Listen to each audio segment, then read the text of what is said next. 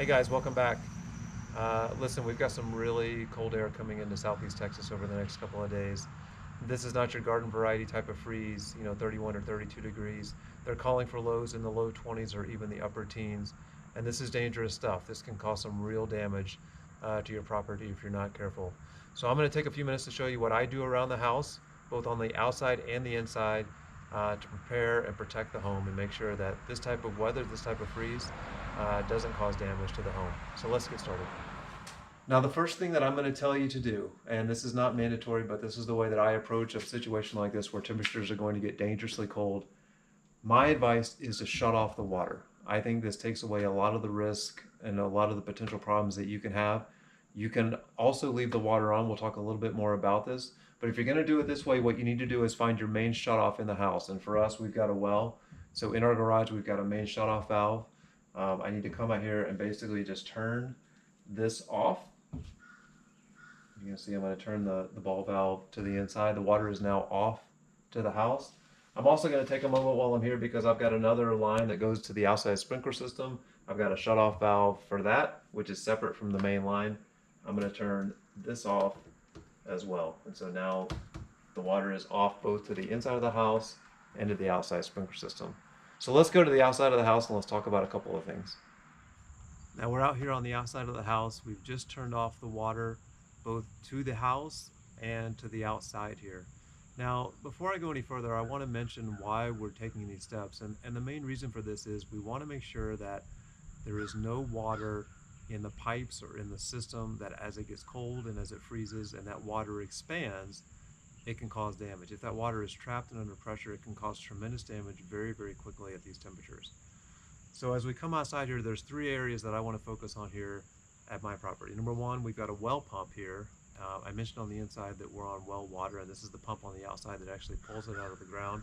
As you can see, this is exposed. This is on this cold weather, this could crack very easily. So in my case, I've got this sort of insulated pouch. I just want to make sure that this well pump is covered and that no parts of it are exposed directly to that cold air. You can also take a towel of some sort, anything that you need to get with a little more flexibility on, and kind of wrap it around the outside. And so again, this doesn't have to be absolutely perfect, but what we're trying to do is make sure that the actual valve itself and the pump itself is protected from the cold air. So that's the well pump. The second thing I want to show you here is the outside hose bibs. And listen, whether you've got a freeze like we're having where temperatures are very, very cold in the low 20s or the upper teens, or you just have one of those garden variety freezes of kind of 30 to 32 degrees, you always want to make sure that your hoses are disconnected from your hose bibs. This is a very common area where people have a lot of problems and a lot of damage is caused. So at a minimum, come out here, get this hose disconnected and away from the bib. You also need to make sure that any spray nozzles are disconnected. And again, basically you're just opening this hose up, making sure that any water can escape and cannot get trapped in there. Now, you'll also remember that we turned off the main water on the inside. So if I come out here now and I turn this water, if I open this water, you're going to notice that the system will clear out and all the water, if I can open this thing. Now this is important, right? We've turned off the water and now we're opening the system to make sure that all of the water gets out of the hose bib. Again, we're making sure that no water gets trapped in there. If it gets trapped and it freezes, it expands, it can cause real damage to this. While this is draining, I want to also take a moment to come up here to the sprinkler system. This is you'll remember on the inside, I turned off the shutoff valve to the sprinkler. Now, if we come out here, yes, we've turned off the water to come out here, but what we haven't done is we haven't cleared any water that's in the system. Now, being in Southeast Texas, I don't winterize the sprinkler system where I totally clear out all of the nozzles and all the water in the system. But what I do want to make sure I focus on is this backflow preventer. And on the backflow preventer, you're going to notice that there are two little shut-off nozzles or two little areas, release valves. In normal operation, these are closed off when the weather is warm.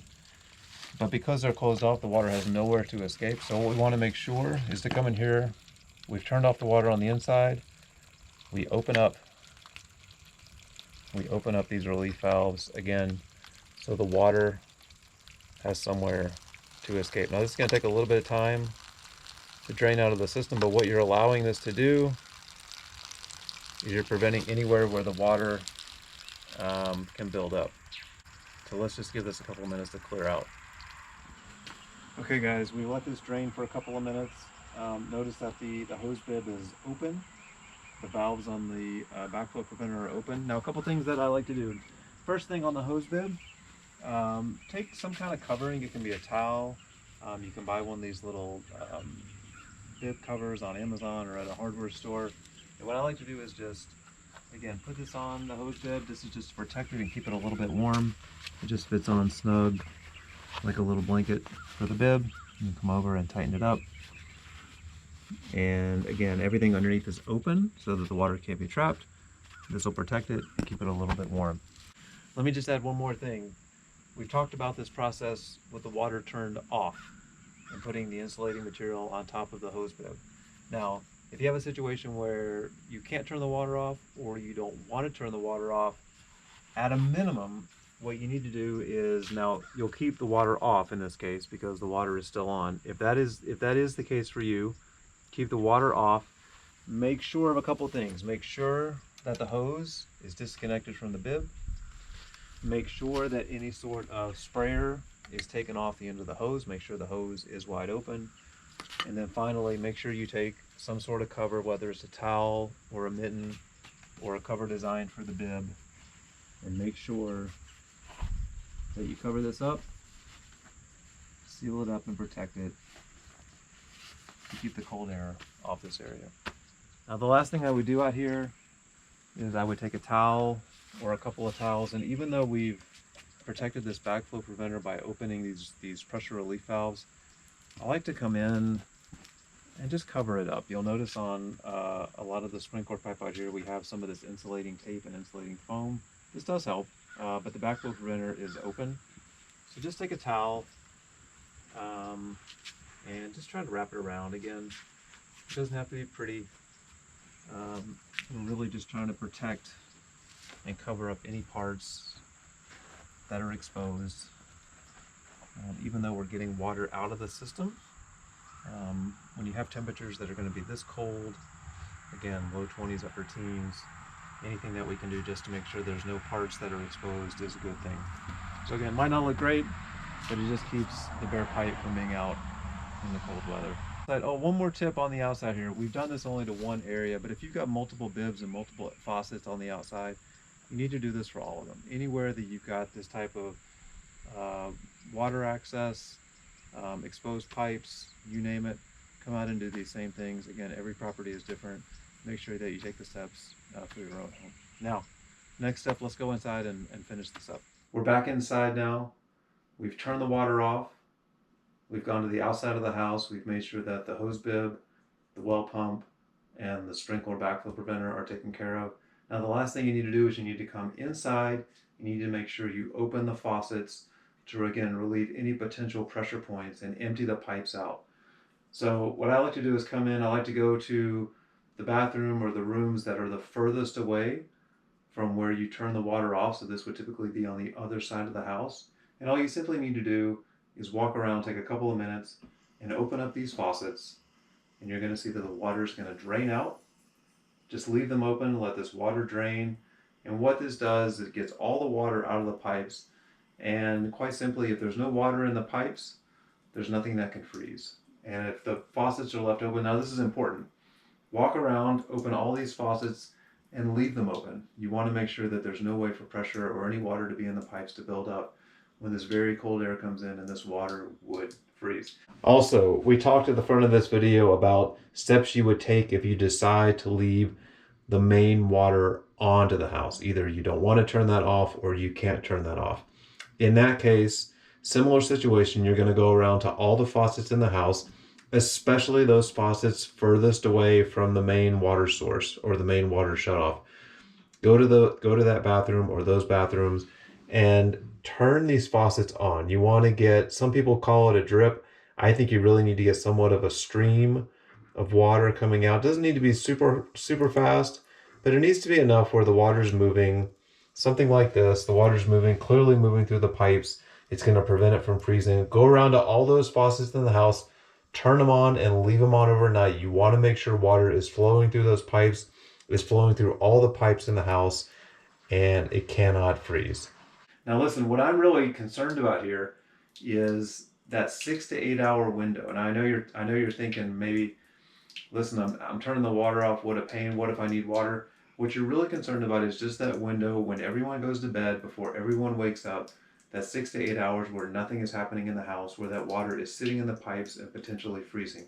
That's really what you're trying to protect against. As soon as you wake up, as soon as people are up and moving around and using water and flushing toilets and that sort of thing, you're fine. You're going to turn the water back on. You're going to get everything working again. And as long as that water is being used, there's really no danger. This is really to prevent the overnight issues. The water is sitting still. It's in the pipes. It's a closed system. And as it freezes, it builds pressure. It potentially can cause some real problems. So open these pipes up, let them drain, leave them open up overnight. If you need a little bit of water to have over the course of the evening before you do this, fill up a couple of pots and put them on the stove so you have water maybe to get something to drink or to brush your teeth or what have you. Anything that'll take it to get you there until the next morning. The last thing I'll tell you to do, anywhere that you have cabinets, in the bathrooms or the kitchens, open these cabinets up. Make sure that some of the warmer air from the house can get in there and they can keep these pipes nice and toasty, well above any temperatures that they would freeze. So guys, I hope you found this helpful. Look, this air is going to be really cold.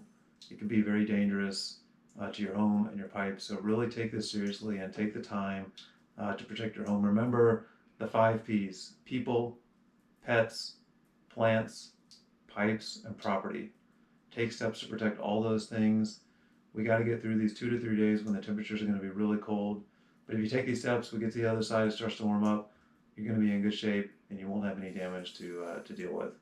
So listen, take care, stay warm, good luck, and I'll see you when the temperatures are warmer. Thanks for watching.